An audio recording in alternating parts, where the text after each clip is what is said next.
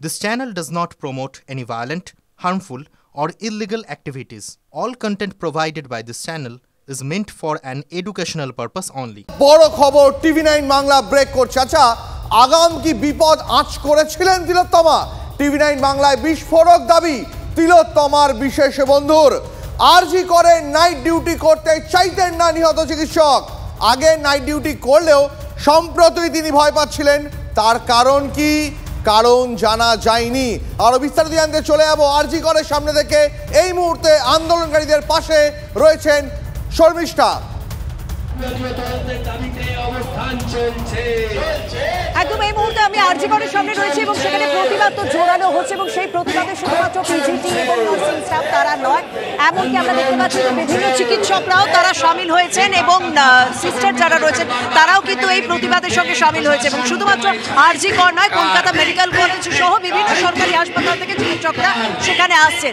তবে এই মুহূর্তে একটি গুরুত্বপূর্ণ খবর আপনাদেরকে জানাতে চাইবো যে তিলোত্তমাকে কোথাও কি নাইট ডিউটি করতে চাইছিলেন না, কোথাও কি আসন্ন এই বিপদ আঁচ করতে পারছিলেন? কারণ আমাদের সহকর্মী সৌরভের সঙ্গে কথা হয়েছিল এই তিলোত্তমার বিশেষ বন্ধু, সেখানে কিন্তু সেই আশঙ্কার কথা জানানো হয়েছে। কারণ তিনি নাইট ডিউটি করতে যেতে চাইছিলেন না, নাইট ডিউটি করতে আসতে চাইছিলেন এই আরজি কর মেডিকেল কলেজে।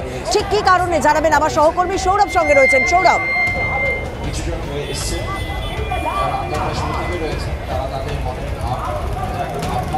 আমি আমার সহকর্মী সৌরভের সঙ্গে তো অবশ্যই কথা বলবো, তবে প্রথমেই শুনবো অডিওটা, ঠিক কি বলেছেন বন্ধু তিলোত্তমার।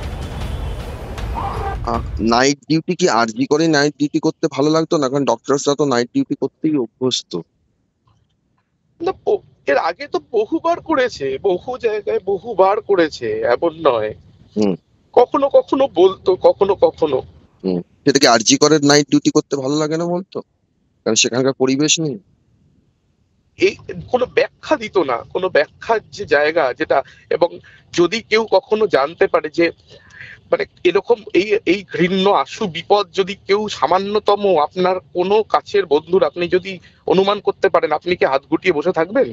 না, কোনোদিনই এই আশু বিপদ যদি কেউ কখনো বুঝতে পারে, কখনোই কেউ চুপ করে থাকা আরজি করে কাজের পরিবেশ, কাজ করতে তো ভালোবাসতো। পেশেন্ট রিলেটেড আমাকে যখন কথা হতো বা অন্যান্য বন্ধুদের থেকেও আমি যা শুনেছি, যখন বলতো যে আজকে আইসিডি টিউব দিলাম, ইনটিউবেট করলাম, এই পেশেন্টটা খারাপ ছিল, ওই পেশেন্টটার অবস্থা একটুখানি কেমন। সেদিন রাত্রি 11টা, এক্সাক্ট টাইমটা মনে পড়ছেন, তবে 11টা 10 নাগাদ আচ্ছা কথা হয় এবং আমাকে বলে যে আমি একটু ব্যস্ত আছি, আমি একটু পরে ফোন করছি। এরকম ডিউটিতে থাকলে যেরকম হয় আমাদের, আমরা পরের দিন কথা বলি, ফোন করি। সকালবেলায় ফোন করেছিলাম 2বার, বেজে গেল। অনেক সময় এরকম হতো, ও ডিরেক্টলি হয়তো ডিউটিতে থাকলে বা পেশেন্ট খারাপ থাকলে ধরতে পারে না। আপনি টেক্সট করেছিলেন, সেগুলো সিন হয়নি? না, সিন হয়নি। টেক্সট করেছিলাম, সেগুলো সিন হয়নি। আপনার কি মনে হয় এটা একজনের কাজ হতে পারে? একজনের কাজ। আমি এবং আমাদের যে যতজন সিনিয়র ডাক্তারবাবুর সঙ্গে যারা বলছে বা যারা সমস্ত জায়গায় শুনছি, কোনো এটা একজনের কাজ বলে আমাদের মনে হয় না। প্রত্যেকের প্রতি যত তাড়াতাড়ি সম্ভব এর পূর্ণাঙ্গ তদন্ত হয়ে যে কজন এর মধ্যে ইনভলভড আছে প্রত্যেকের ক্যাপিটাল পানিশমেন্ট, এইটা প্রত্যেকের আমাদের আবেদন, প্রত্যেকের। সিবিআই তদন্ত চাইছেন নাকি কলকাতা পুলিশের উপরই আস্থা রয়েছে? কাকু কাকিমার সাথে কথা বলেছি এ ব্যাপারে, ওনারা যেটা ডিসিশন নেবেন সেটা ওনারা বলবেন। প্রচন্ড রকম ভাবে ওবিডিয়েন্ট এবং ডেডিকেটেড একজন ডাক্তার, পড়াশোনা বাদ দিয়ে নিজে কোনো কিছু বুঝতো না, পড়াশোনাটাই সবকিছু ছিল। খুব অসাধারণ একজন ডাক্তারকে আমরা হারালাম। মুক্তোর মতন হাতের লেখা ছিল।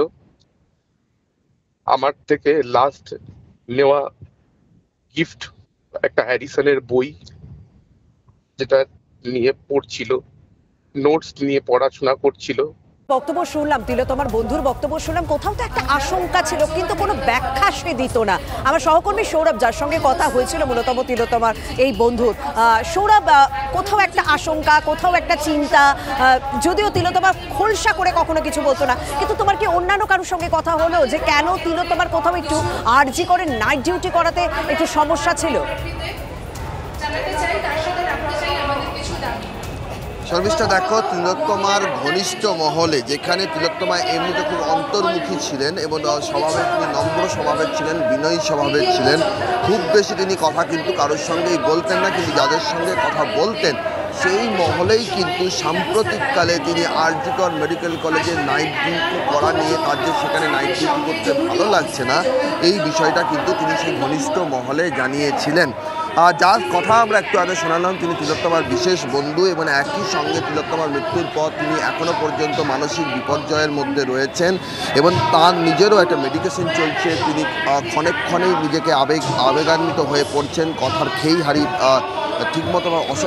ঠিকমতোভাবে তিনি স্থির থাকতে পারছেন না।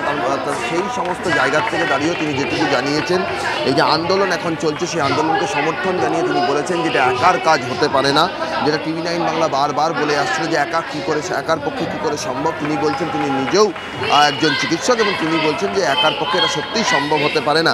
এবং সর্বোপরি তিনি বলেন যে রাত 11:10-এর সময় সেদিন তার সঙ্গে কথা হয় এবং সেখানেই গত কয়েকদিন ধরে এখানকার যে কাজের পরিবেশ যে নষ্ট হয়ে গিয়েছে এবং কাজের পরিবেশ নষ্ট হয়ে যাওয়ার পাশাপাশি নাইট ডিউটি নিয়ে তিনি কিন্তু তার যে অসন্তোষের কথা, তার ভালো না লাগার কথা পরিবারের সদস্যদের কাছে জানিয়েছিলেন।